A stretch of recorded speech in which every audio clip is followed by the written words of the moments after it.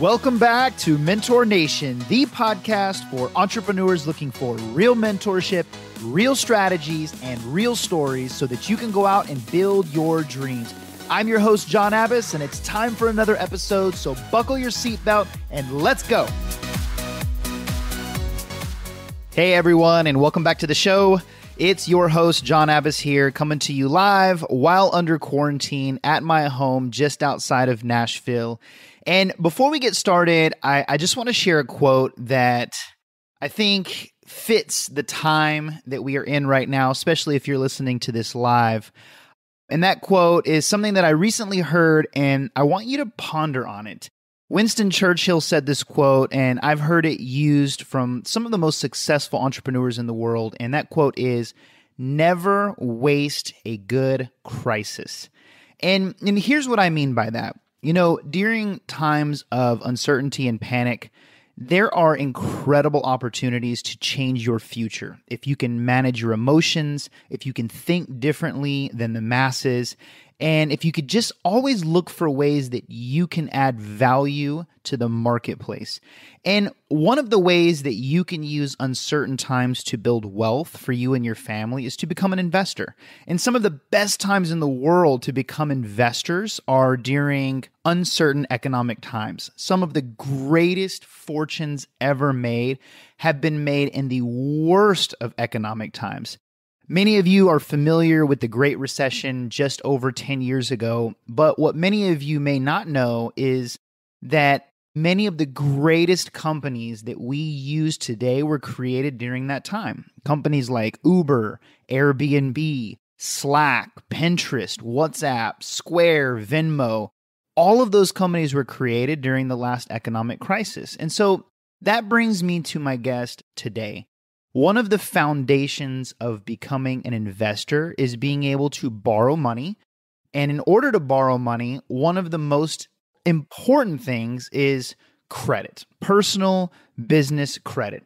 Because credit is basically your reputation in the eyes of traditional lenders such as banks and financial institutions. So it's obvious, right? Like the better your credit, the more money that you can borrow, the lower interest rates that you will pay. And there's just a lot of other benefits to having really, really great credit. And so, just based on the time that we're in, I felt that it would be really smart to bring the absolute queen of credit herself on the show. And her name is Mrs. Gerri Detweiler. Gerri is the author of 6 books on finance.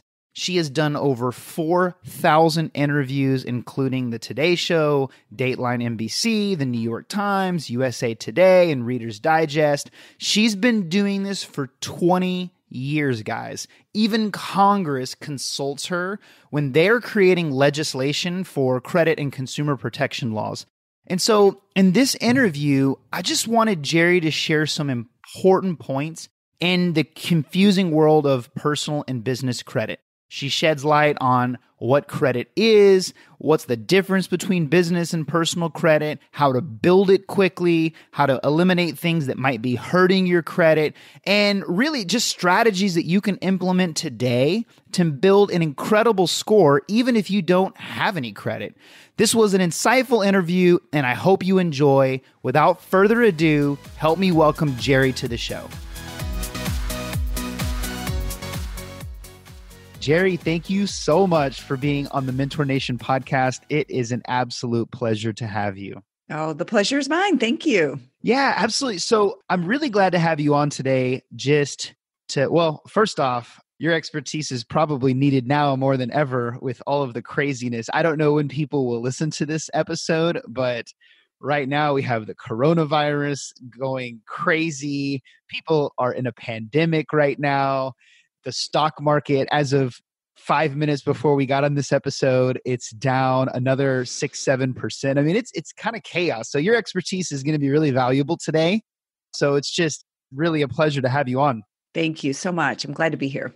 Absolutely. So just to give the audience a heads up, I really wanted to focus on just some awesome strategies and hacks that that the audience can use to manage and build their credit, and most importantly, in my opinion, just help them get clear on something that is really often confusing for most of us. I know for me, I didn't know anything about credit until I decided that I was going to buy my first home. And, they don't teach it in schools. So most of us are just in the dark. We have no idea. Today, most people are like, well, I have a Credit Karma account so I can see what my score is. But you are probably, and I'm going to go on a limb to say this, but you're probably the foremost expert on this subject, like in the country. And you have been for a long time. You've written several books. You were the director, or are you still the director of consumer education for credit.com? I am now the education director at NAV. So NAV is similar to Credit Karma, but our audience or our customers are small business owners. Oh, that's awesome.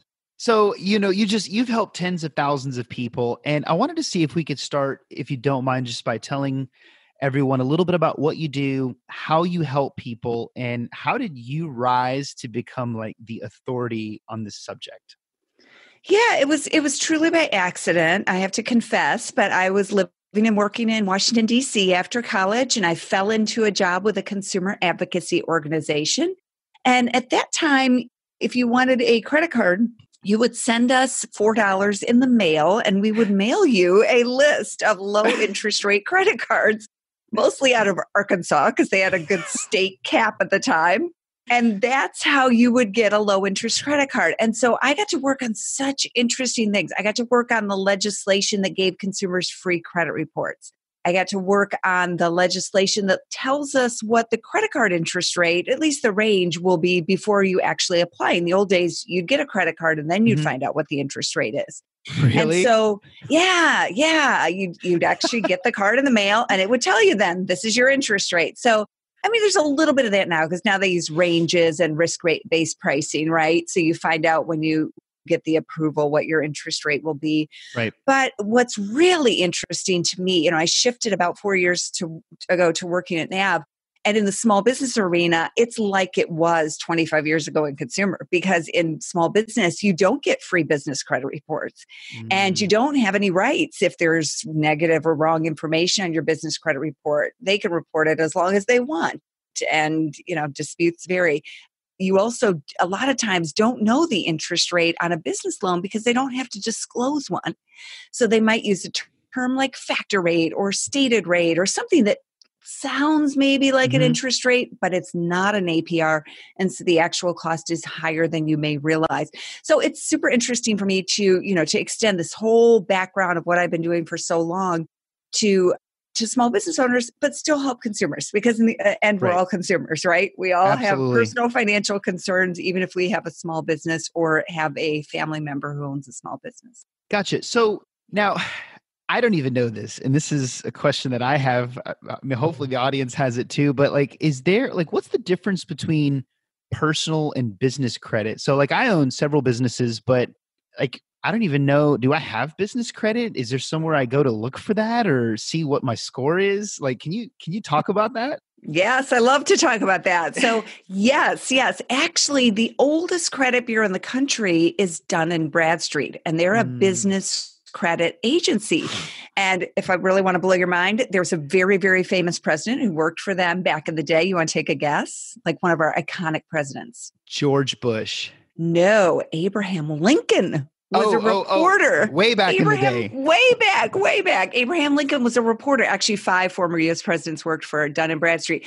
So they've been around since the mid 1800s, and yet most business owners don't know about them, right? Because we don't get any kind of notification when our DMB credit report has been checked, but we get disclosures, etc. No free credit reports, etc. And then also Experian has a small business or business commercial credit division, and Equifax does as well. So you probably know Equifax and Experian because they also have consumer credit reporting divisions. The only place right now to get all those reports for free is from NAV. And that's one of the reasons we initially started, was to bring this transparency to small business owners. But there is no right for you to see those reports, even if you're turned down for credit based on that information. Interesting. Yeah, I've heard of Dun & Bradstreet, but I just had no idea. So most people, any small business owner, they have a score, and probably most of them don't even know. Well, you may have a report with them and you may or may not have a score. So it kind of depends on what types of activities you've been doing with your business. So one thing that's very different about business credit and personal credit is that with your personal credit, if you get a credit card, a car loan, an auto loan, whatever, there's a 99.9% chance they're going to report to all three of the major consumer bureaus, TransUnion, Equifax, and Experian. Not so much with business credit. So we do have customers at NAV who have had businesses, an S Corp or an LLC for 10, 15 years, and their business credit is very thin just because they haven't done much with companies that report to those agencies. So that's one of the things that I teach is how to build business credit. But you're probably in the system for those reporting agencies. And if you go to NAV, get a free account, you can check out and see what your business credit report says about you. Yeah, done. I'm absolutely going to do it. So I want to dive into the world of credit. And my first question in that world is, obviously I think the perfect credit score is 850. And is that something that people need to strive? I've also heard that 750 is good enough. There's really not much difference between 750. Can you talk about that score and what should people be striving to where they can pretty much get whatever they want and not run into a lot of issues and being declined all the time? Sure. So most consumer credit scoring models range from 300 to 850. And so 850 would be the perfect score. And just a real quick fun fact here that most people don't know. It took me a long time to find this out. It's why is it 300 to 850? Where do those numbers come from? Right. And it turns out when FICO was first creating their scores and they started these credit scores late 1950s or late 1960s, they did a 0 to 100 credit score. And actually, let me correct that. They didn't start the credit scores till later. They started their scoring for retailers in the 1950s, but 0 to 1,000. And they found most consumers fell into this range of 300 to 850. So they just chopped off the end. So it's sort of like that story about the ham, right? Grandma chops it off because that's how the pan fit. And now everybody just chops it off. So that's where you get the range from. Now, one thing I would emphasize, and this is probably the number one question or misconception that people ask me about credit scores, is what's my real or my accurate score? Right. And that's confusing because you have three bureaus. You have Equifax, Experian, and TransUnion. You have two major companies that create credit scores, Vantage Score, which is a competitor to FICO, created by the bureaus about 10 years ago. And then you have FICO, which has been around for a long time. And then even within FICO, though, there are some 50 versions of FICO scores. What? So you're checking let's say you're checking your credit score because your credit card issuer gives you a free FICO score, right? That's the score that they use to evaluate customers. So FICO says, hey, you already bought it from us. Go ahead and show it to the customer. So you're checking it online, and let's say it's a FICO Bank Card 8 score, and it's using TransUnion data. And then you go into the car dealer, and they pull your credit score, and they could even pull it from a TransUnion credit report. But the score will be different because that's an auto score. It's used to predict whether you're going to pay your auto loan on time. So what I really want consumers to do is not be so hung up on the number, but really look at the range where you fall. And many of these services will tell you your score is excellent, good, fair, needs improvement. Yep. And then look at what factors it's telling you are most impacting your score and see if there's something you can do about it. And a great example is when your balances start creeping up on your credit cards. That's called high debt usage or high utilization. That can often bring down your scores, and just bringing those balances down might impact your scores positively. So I don't know if I answered your question. Yeah, no, that was perfect. So the range is more important than having an 849 and getting to the 850 level. It's just, if you're within excellent range, you're doing okay. Am I correct? Yes, that's true. And now to be more specific, because if you're going to get a mortgage, you want to know, right? Am I going to get the best rate? Yep. FICO does publish. So if you just search, and we could always put this in the show notes, my FICO interest rates, average interest rates, they actually publish the average interest rate by credit score range, FICO credit score range on their site. And so you can see generally, if you're in the high 700s or anywhere in the 800s, you're probably getting the best rate. It would be very Yep. unusual not to, right? It gets a little more, you're 720, you might be on the cusp of maybe getting a little bit higher rate. Maybe it depends on the issuer. And once you get in the high 600s, you're paying a little bit higher rate, no question about it, but you're still an attractive customer. It's really when you start getting down to low 600s into the 500s, it's really, really tough to get approved. Gotcha. Now, can you talk a minute about the FICO score? So when I was going to buy a property, the lender had told me like, well, your credit scores are great, but we pay more attention to your FICO score. And I was like, how is that different? And can you just explain what's the difference? Are they based on the same things? Yeah. So I'm not sure what he meant by that because FICO is a credit score. It's the main credit scoring. They provide the large majority of credit scores that are used by lenders today. Okay. But the version of FICO scores that is currently used in the mortgage industry, now this will change, but the version that's currently used is an old FICO model. It's been around for 18 years. And so things that might impact your credit score with that FICO model may no longer impact your credit score if, for example, you're looking at a more recent FICO model or you're getting a Vantage score, which is the type of score you'd likely get through a free service like Credit Karma, right? So NAV provides a Vantage score as well. So here's an example. In current versions of FICO score, like FICO 9 and above, and in the current version of Vantage score, paid collection accounts where the balance is zero won't impact your score anymore. It's been resolved. It's not an impact. That old version of FICO that's currently used in the mortgage industry counts a collection account as negative, whether it's paid or unpaid. Gotcha. Yeah. So there's all these little variations that could mean that when you're, like I said earlier, you're checking your credit score from one source, but then the lender checks it and it looks differently. So that's an important caveat. And it's one reason why if someone's thinking about getting a mortgage, I encourage them to be just super, super conservative about their credit and be careful about doing things you think might help that might turn out to hurt, and things like closing out an account because you think you have too much credit available or things like that. So makes sense. So I know just even having conversations right now, a lot of people are really leaning toward buying a home. Interest rates are super low. And so I want to get into the meat and the strategy of improving credit because I know there's a lot of people out there that have bad credit, 400s, 500s. And I wanted to just get into any tips, tricks, strategies that you have for somebody that's like, okay, I want to buy a home. I want to get a great interest rate. I don't have the greatest score.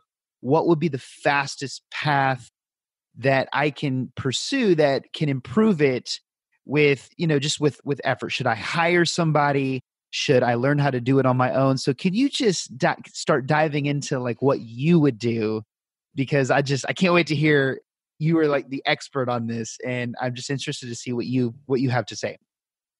So it's trickier than you'd think. I'll tell you a quick story. For a while, I dabbled in doing mortgages about 15 years ago. I wasn't great at being a mortgage loan officer because all I wanted to do is educate. I didn't really, I teach them what to do and then they'd go find someone else who was pushier to get do their loan. But it was interesting. And one of the guys I was working with, he had 2 tax liens and a bankruptcy on his credit report. And they were about to drop off his credit report. And we're like, great. As soon as these come off, then we're going to rerun your score and see where you're at. And he also, the only account he had on his credit report besides those was he was an authorized user on his parents' Amex card. So that was it. And he was older. He was in his 50s. So the things drop off his credit score and they drop 60 points. They drop instead of improve. And that was my reaction. Your head is turning right now. That was, you kind of got a question mark. And that was my reaction. And what the reason was because even within a FICO credit score, you have, they subgroup people into subgroups. So when he had that bankruptcy and those tax liens on his credit report, he was in a group that's maybe people who have a bankruptcy, right? They don't tell us what all these groups are because that's part of their secret sauce, but something like that. And then when those things things fell off his credit. The only thing he had was this one credit card. And he just didn't look like the rest of America, where you have an average of 12 accounts on your credit report. So he was what we now call thin file.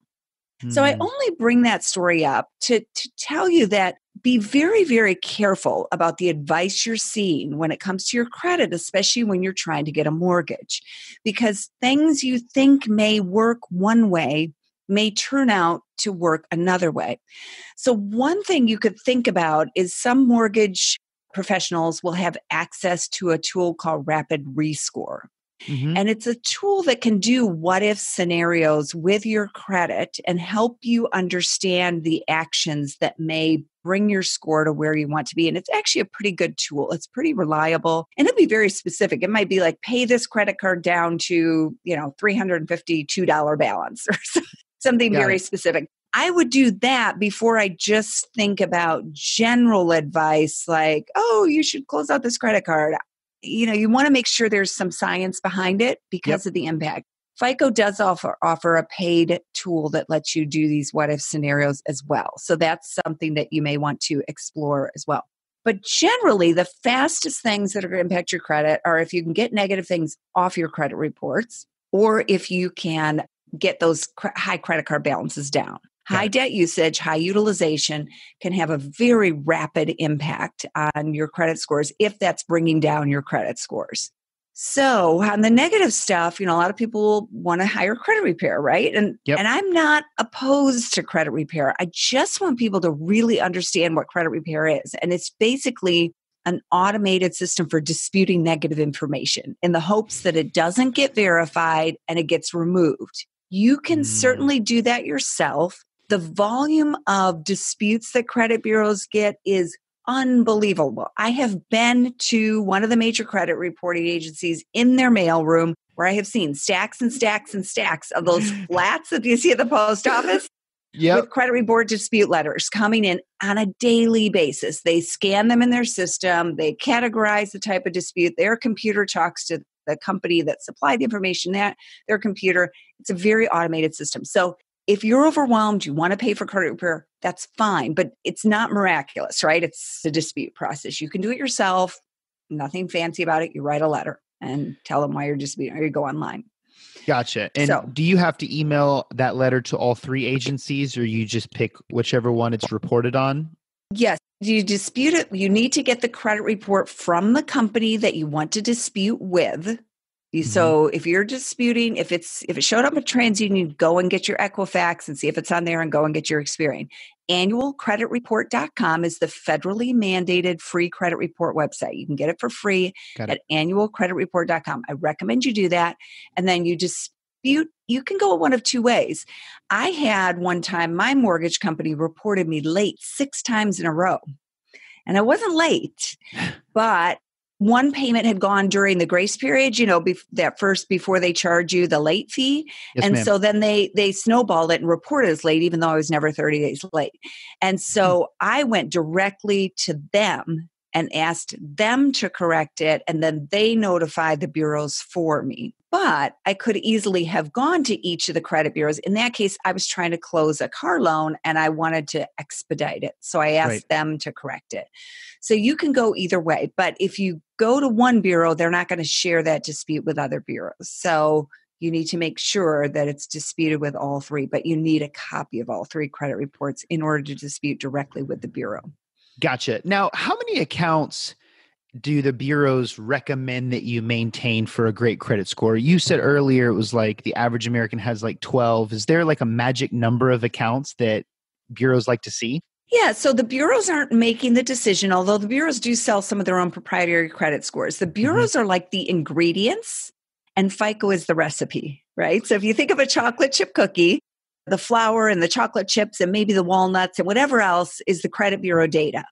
And then FICO gives them a recipe for that particular credit score. And it might be a little bit different. You might have the gluten-free chocolate chip cookie and, the nut-free chocolate chip cookie. And the Neiman Marcus, chocolate chip cookie recipe that supposedly costs $2,500. So all those, they're different recipes. And the FICO itself, FICO credit scoring models do not penalize you for having a lot of accounts. So I have friends who are credit card hackers, and I don't go to this extent, but I have a friend who, Scott Bilker, who has 83 credit card accounts and a credit score in the 800s. Now, to me, that's way too much work.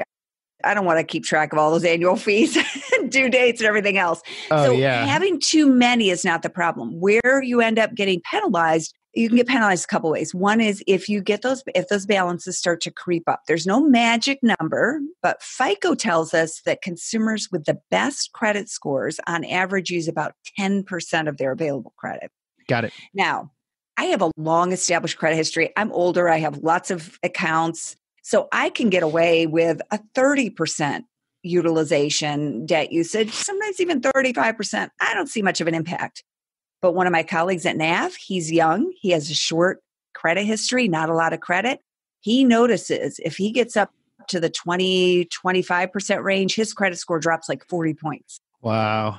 So it really is individual. You have to look at what is it? What is whatever you're using to check your credit score? What is it telling you? What is it saying? Your balances are too high. Well, then maybe bringing them down a little bit on each, so you get all those credit card balances, say down to 25%. See if you get where you want. If you don't, shoot for 20% on each of them.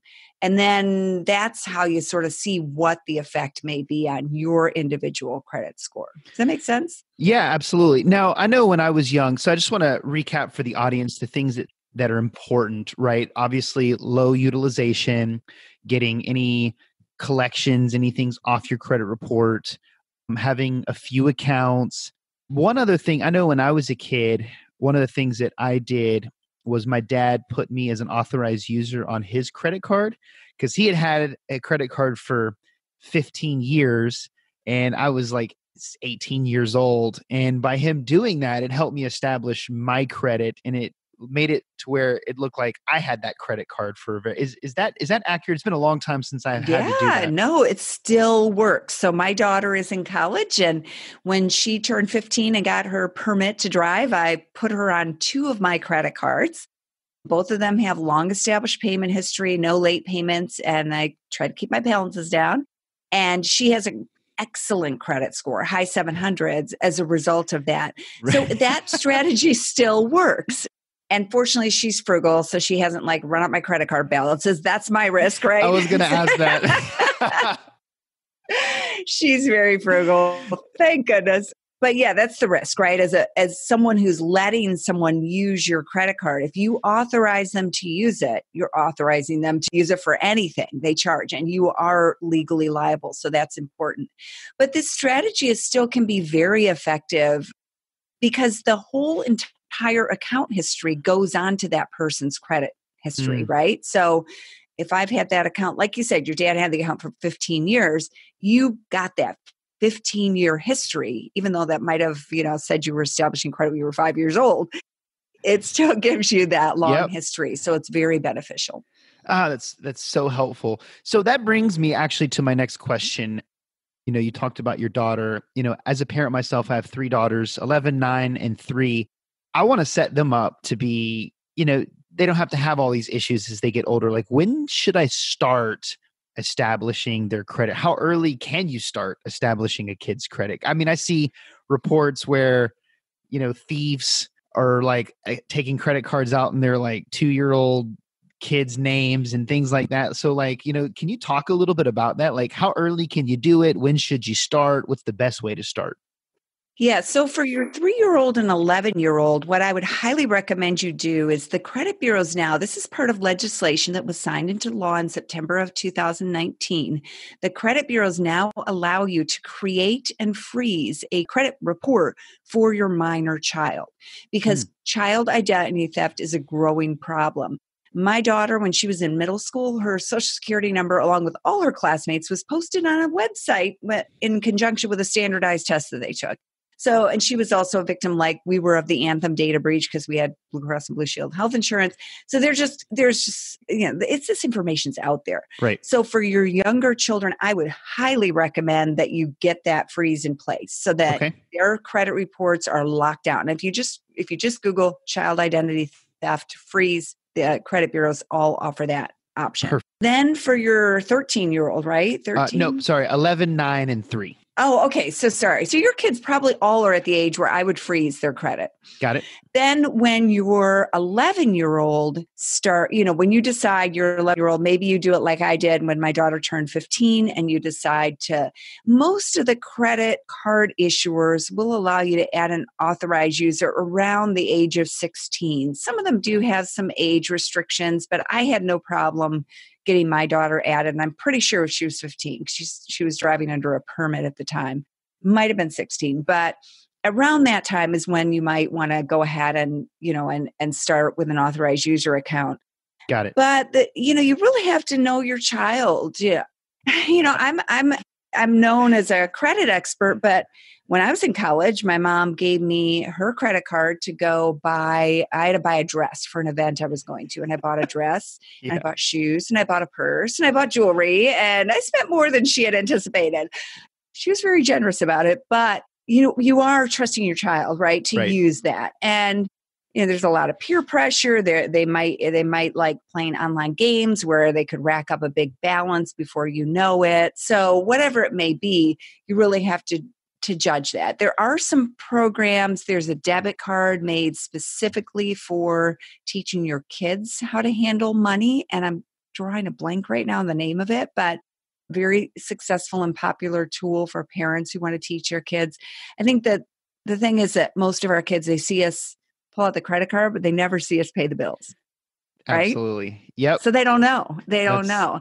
Yeah. And they don't understand how it works. And you had that great episode about Laura, who's, trying to teach a new way of education. And it makes me think about how important this financial education is for our kids too, because they're not, when they get to be, my age now, cash is going to be, I don't know, who knows if it'll even exist, right? So absolutely.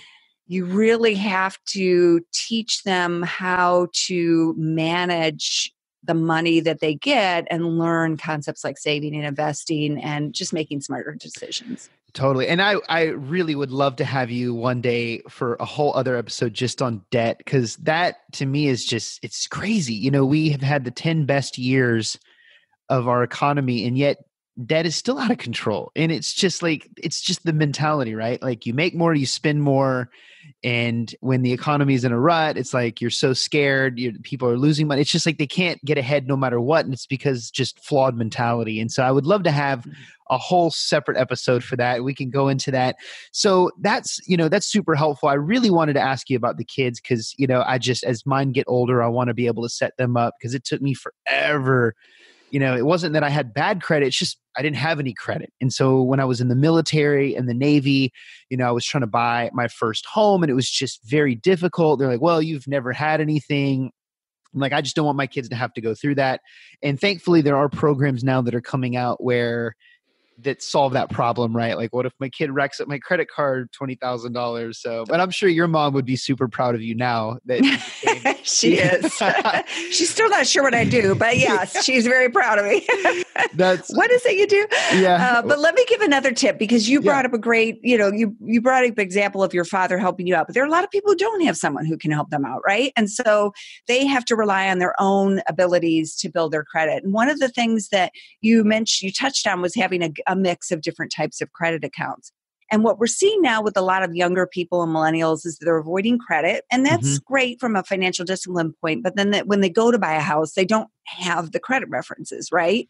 So one option is a secured credit card. And that's where you simply, put up, say, a $300 security deposit, and then you use the card like you would. And when you close out the account, you get that deposit back, just like when you rent an apartment. So it sits there with the issuer while you use the card. That can be one way.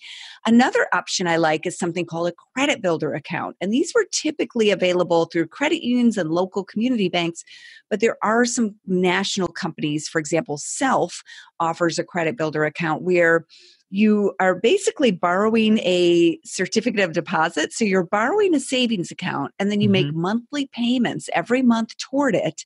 They report those payments to the credit bureau. And then when you've paid off that savings account, you get the money in the account. So it's like you get to build credit and then you have this little financial nest egg at the end of that process. And those are typically reported as installment accounts. And those are the same category as auto loans, mortgages, and student loans. So if you don't own a car, you don't have a house, and maybe you don't have any student loans you're paying on, a credit builder account can help round out your credit history while helping you build some savings. That's so smart. So I want to veer, and I don't know how much insight. It might be better to have your friend with 83 credit cards on the podcast for this, but I wanted to ask, just in your experience, if you had an idea of, what's the best credit card if you're just starting out? What's the best credit card if you are a business owner? And then what, in your opinion, is the best credit card or thing to think about if you just want to rack up a bunch of points and have perks and things like that? Because I know people are on all sides of the spectrum, but do you have like a recommendation based on where you're at and what credit card is best? Yeah, so we actually write a lot about credit cards at NAV. So we work with all the major credit card issuers, and a lot of our small business customers are trying to decide, right, do I use my personal credit card? Do I get a business credit card? Which one should I get? So there are some guidelines. I don't think there's one card for everybody, but I think when you're in school, look at the credit card offers that you get. Discover, for example, is great for students. They offer a really attractive no annual fee credit card and no fees. So I think that's a great starter card for a student who maybe is looking for a card. And then if you're not a college student and you're looking for cards, then the most important factor is going to be, how am I going to use this card? And really try to be realistic about, am I going to carry a balance or am I going to pay in full?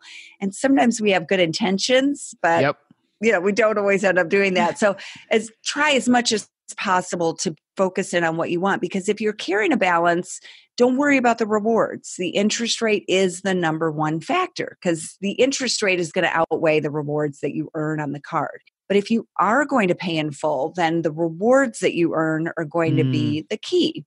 And same for a consumer or a small business owner. You have to think about, what rewards would I really use? So I personally love to travel, and I fly a lot for work, and I tend to fly the same airline, Southwest. Gotcha. So I have the Southwest credit cards because together with my spending and the miles that I'm traveling, I can rack up the most rewards. But I also have the Chase Sapphire Reserve, which is an expensive credit card, about to get even more expensive on the annual fee.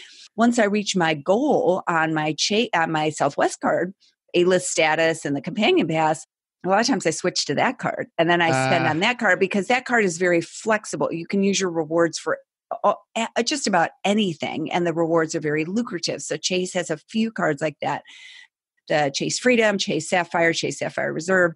So think about that. And then if you're not sure, but you pay in full, you can't go wrong with cash back, right? Everyone can use cash. So looking at a cash back card can be a great way to go.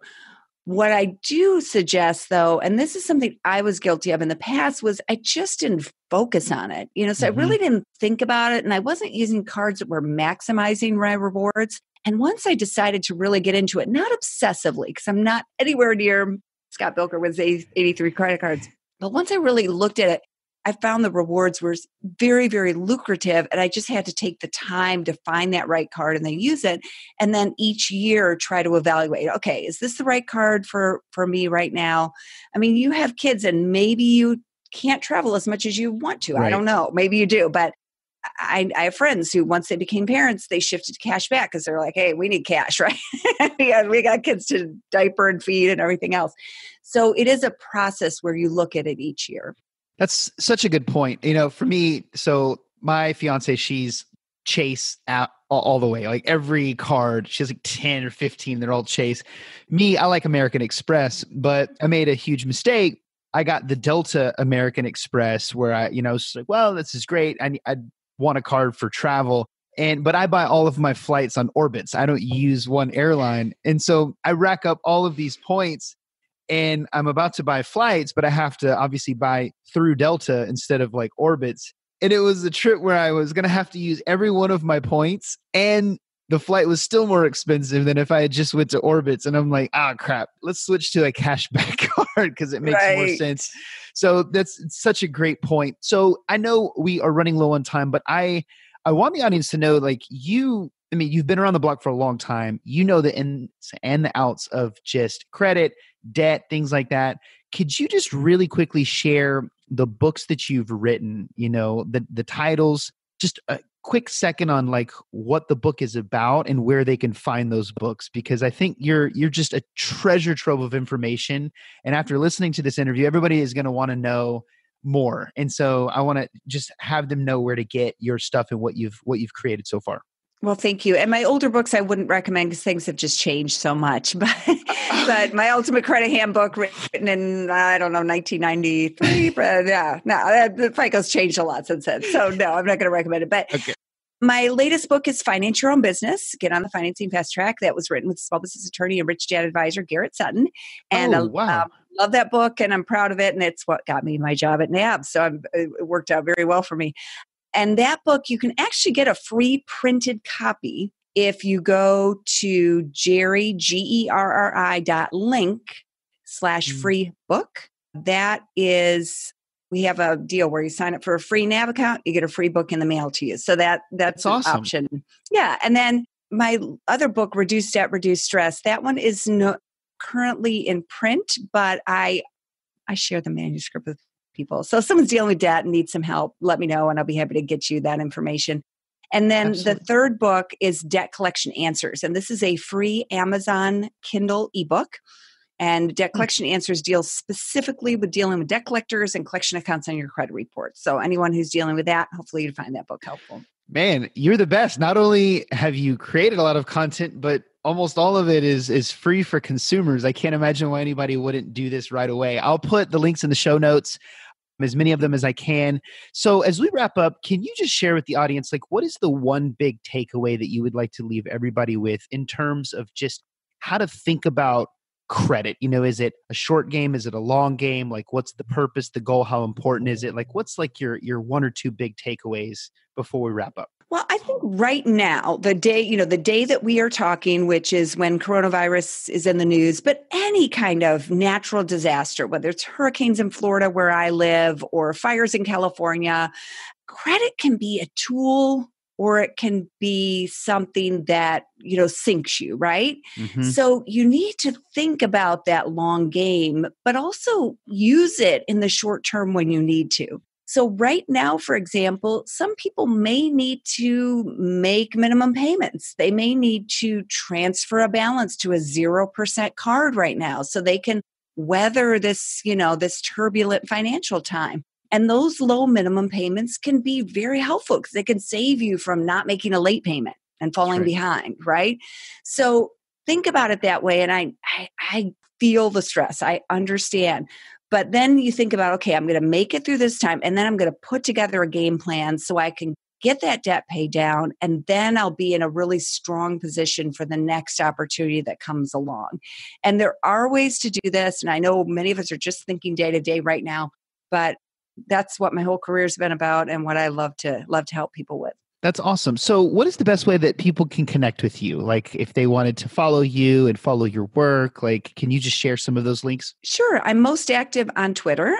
I'm also on LinkedIn and I will be happy to connect. Just send me a note. Tell me you heard me on this podcast. So I know you're a real person that wants to connect and happy to share those resources. And then at NAV, I write for the NAV blog. So, and we also have a podcast page, nav.com/podcast. And we have some free resources you can download there as well. So happy to connect and help and I love to answer credit questions. So happy to do that. Awesome. Gerri, this has been a delightful interview. It has been an absolute pleasure. I know the audience is absolutely going to love it. And I just want to thank you for your time. And I really appreciate you, taking time out of your day to be on this podcast and share some knowledge with the audience today.